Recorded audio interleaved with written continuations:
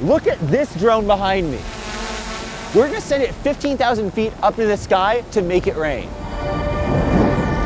Today, I'm in El Segundo, a small industrial hub just south of LAX, because I've been invited to take a look at Rainmaker, a buzzy weather modification company building drones capable of handling the extreme weather conditions necessary for cloud seeding. 25-year-old mullet man says he's modifying the weather with strange yellow compound. Holy Is that something that you should just let happen? They've also invited me to Pendleton, Oregon. So you will be, I think, the first media team way out there. One of the largest drone test ranges in the US for an exclusive look at their main research facility. So it's currently 5:19 a.m. and we're about to go out on our cloud seeding mission. Losing the feeling in my fingers. Okay. You got a cartridge? Yep. Holy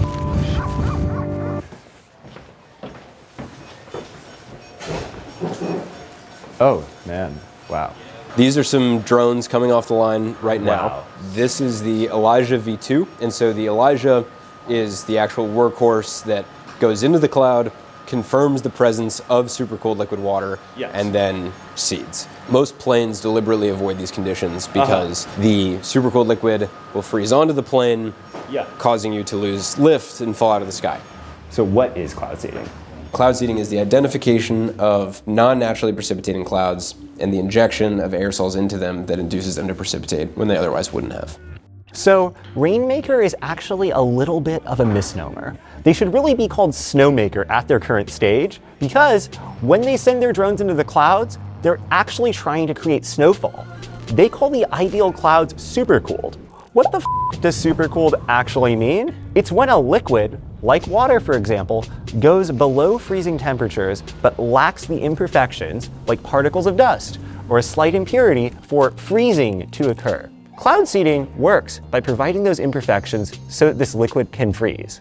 This is technology that was invented in the United States. These are the guys that pioneered and ultimately invented cloud seeding back in 45, 46. It fell off by the 80s, 90s, and really 2003 because of this fundamental problem in cloud seeding, which was attribution. If I fly a plane into a cloud or a drone or shoot a rocket and then it snows, that doesn't necessarily mean that I made it snow. And so Rainmaker, yes, we're doing a bunch of really fun software stuff. Yes, we're doing a bunch of fun material science. It's the remote sensing, the radar and satellite-based validation that matters more than anything else, attributing how much water we produce. So this whole region, we needed radar coverage in order to do targeting and validation. So we rented a Black Hawk helicopter and we flew and airdropped a radar on top of a mountain. So I'm about to go on a mission to Pendleton. Tell me what I should expect. You should expect to be cold and sleepless and to see some of the finest cloud seeding drones ever built flying into gnarly supercooled liquid clouds. So the next system starts moving in early tomorrow before sunrise. Bye. Good luck, guys. Thank you. Bye. We're going to be flying out of LC, L6, L3, and L4. Make sure that everything is in the truck. Go get some sleep. Wow, holy, yo. This is the Rainmaker hangar. Yeah, this is fire. This is where the magic happens. Holy wow. You can see these drones are still being applied with parachutes. This is an experimental design that we might try out tomorrow. Nice, nice. So what is the function of this one? I won't explain it. No worries. It's too experimental. Can you give a rough estimate or price range of how much they cost? I probably shouldn't say, but it's, you know, maybe when we aren't mic'd up. a car maybe. The type of car you can use your imagination. Get money, I'm in love with paper bills. Yeah, so here, you can hold it. This is the agent that makes cloud seeding possible. It's a compound of silver and iodide. I expected it to be silver. It is a lime green powder. This sifts the silver iodide, takes out all the chunks so that it's as pure as possible. And are there any effects, like if I were to ingest a ton of it? Could I do something insane? Whether silver iodide from cloud seeding has any toxicological effect to human health, to the environment, to agriculture, I care about all of those things a lot and would not want to use it if it actually was adverse for the environment. Yeah. Wow. Well, like literally nothing. Wow. Yeah. Has anyone else ever done that before? None of our guests have ever come and tasted it. It's very gangster. Nice. Okay, like what is your sleep schedule like on seating days? Sleep? I mean, it's very little. This is our motivation board. Wow. Never doom. What's the dating scene like here? Oh man, there's no women in Pendleton, so it's very monastic in the hangar. We work all day. I told all the operators, I said, anyone who does not have a girlfriend right now is not allowed to get a girlfriend for the rest of the season. Yeah. We cannot afford that as operators. You think you could show me where you guys stay? Yes, come upstairs. Hell yeah. It's not bad. Exactly. Kind of has everything that I personally need. Like you got a bed, you got a desk. Out of a 24-hour day, I'm in the hangar 23 hours and 15 minutes. How do you personally feel about it? I thank God and my lucky stars every day that I'm out here in Pendleton. You know, California, I've lived through multiple wildfires. 50% of my friends' houses burned down. That is purely because California is so dead, and that is the problem across the entire country. And if I can contribute, or we can contribute to any part of that, I mean, that is all I can do. The ultimate mission at Rainmaker is to make water abundant and end water scarcity. I think that droughts are something that we can engineer to end. After we've done our jobs in stopping and reversing that aridification, the question will be where and how and should we terraform parts of the planet that have historically been deserts that we now want to make arable and abundant and lush. When I started, this was the first design that we were actually manufacturing ourselves. It went from that, and I got to watch and build it into this, right? And so quite the system. It is the only drone sub 55 pounds in the NATO alliance that can survive in severe icing conditions. How long have you been with Rainmaker? I just hit my 1 year mark back in November. Congrats, so dude. A month over a year. Yeah. About. And how old are you again? I just turned 20. Oh, nice. Happy birthday, dude. Thank you. Yeah, I'm curious, do you have like any advice for people around like younger than you, your age, considering a non-traditional path? Do it. I mean, like I grew up not envisioning the best things for myself, and at one point I was just, matured and realized that like you can do anything you put your mind to, right? Like I didn't go to a traditional college path, right? And I'm still here. It makes you proud, right? Like you take a lot of pride in like what we're doing, which is like we're trying to save the Salt Lake. We're trying to give water back to the people. With the Great Salt Lake, which is what our biggest program is focused on right now. It's the largest cloud seeding contract in American history, right? It is, yeah. It's the third biggest in the world. The Saudi program and the Chinese programs are bigger. Our biggest competitor is the Chinese Meteorological Administration. They have 38,000 employees. They have over $1 billion annual budget. Wow. They're super serious. And in a lot of our prospective international markets, it is Rainmaker Technology Corporation versus that huge state entity. Have you ever met with anyone from that? Yeah. How are they? They don't really want to talk too much. It's 1:15 a.m. We're at Rainmaker HQ in Pendleton, and we're about to go out on our cloud seeding mission. Let's go make it rain, boys. I'll be able to do as much as I can to live the full day in the life of a field operative. Per FAA regulations, there's certain things I can't do. I've done a lot of really cool things. Had a lot of aura farming moments. I don't think I've ever aura farmed as hard as this or met such a cool group of guys. Wow.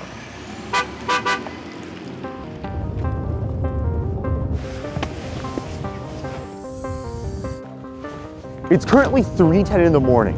We're out here an hour out of Pendleton, Oregon. Parker, he's currently installing the props, and we are about to launch this drone to make it rain. Okay. We're not seeing any stars, so that's a really good sign that we got cloud cover. And it's always this windy during operations, Typically, right? yeah. Yep. You guys are so hardcore, holy shit. This little device I'm holding right here is called the ADS, the Automatic Dispenser System. This is what distributes the silver iodide through the clouds. Man, the stakes are so high right now. Should be a fun mission. Yeah, man. We are not the only team that's out cloud seeding tonight. We have 3 other teams, correct? 3 other teams. And this is how we cover the entire range of the clouds. Final pre-flight. This one gets the heart pumping. Yeah. Wow. How are you feeling right now? I'm stoked. Dude. Taking off. Taking off. LC taking off. There she goes. Wow. Yo! Can seeding really supercharge a storm? The CEO of Rainmaker pushed back this week. What are your thoughts about like the distrust in science as a community and like how this affects your company? So when people have either skepticism or concern about cloud seeding, its safety, its efficacy, whether it's some sort of deep state conspiratorial plot to destroy humanity, like I get where people are coming from. I think the only solution to that is if we are routinely as transparent and forthright about what we're doing as possible. We should have a real conversation about what risks you're concerned about, what safety data we have, and what the benefits of cloud seeding are. Have you like hosted any public summits? I saw you doing a lot of media appearances over the past year. Well, we've done a lot of congressional testimony. A lot of states proposed bans on all forms of weather modification this past year. Over 30 did. However, after we did a lot of media, talked about cloud seeding, 28 of those 31 states dropped the legislation altogether. I think that the conversation was brought to us, and if we didn't meet the moment and actually have it in good faith, then we would have been regulated out of existence. L6 mission configure, ready to go. You're ready to go. Is that us? Yes, this is us right here. Now that all of our drones are launching in the air, they're headed 12,000 feet, they're going to strafe there. And Parker, how long are they going to be strafing for? I should be strafing for about 10 minutes. Awesome, awesome. Were you guys testing on your drone? I'm sorry, crew, I'm cutting you off from the radio. No worries, man. We're at negative 13.5 degrees Celsius, which means that we are in icing conditions currently. We just hit the ideal conditions for seeding. Check this out. Yeah. We're now pulsing our IPS.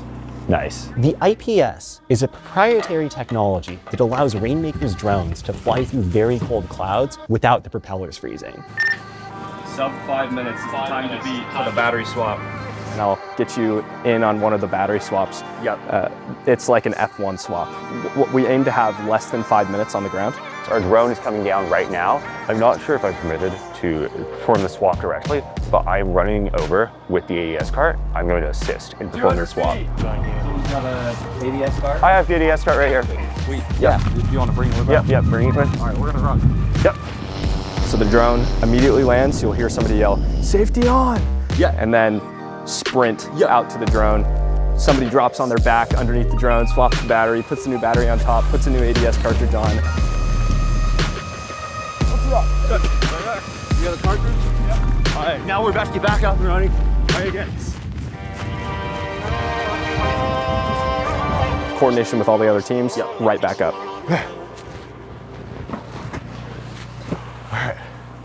We just performed our first battery swap and our AGI swap, and we're about to get back up and running again.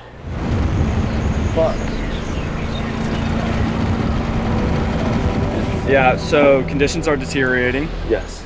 We are scrubbing the op, unfortunately. Yep. So it's currently 5:19 a.m. We've been able to fly twice so far, and we just learned that an atmospheric river called the Pineapple Express is rolling in from Hawaii and making conditions not ideal for us to continue our seeding. We're gonna hold it out and wait for another 20 minutes, but this may be the end of the line for this mission. All right, the Pendleton Sisyphus continues to push his boulder up the hill. That was obviously not what we hoped for. Even though we weren't able to really see any clouds today, still just such an amazing experience. Really sick seeing how tight of an operation these guys run. They're like a well-oiled machine. Copy, thank you. So awesome. Cool. Break. We're currently about to test out something that's secretive that I don't even know about and see if it works. We should maybe not film this part. Yeah, don't show this part. Yeah. This is a secret thing. They're doing something really secret. It's so cool because it's so secret. And now we hit the skies. Taking off. I think that God gave mankind a mandate to take care of creation, to take care of the earth for the sake of God's glorification, for the sake of the beatification of the earth, and then also for our well-being. And insofar as we can make more rain and snow to supply the water that our planet needs, that our civilization needs, that is a good thing. That is an act that I think serves God. Stay in there. Doesn't this really just look like England to you guys? Like,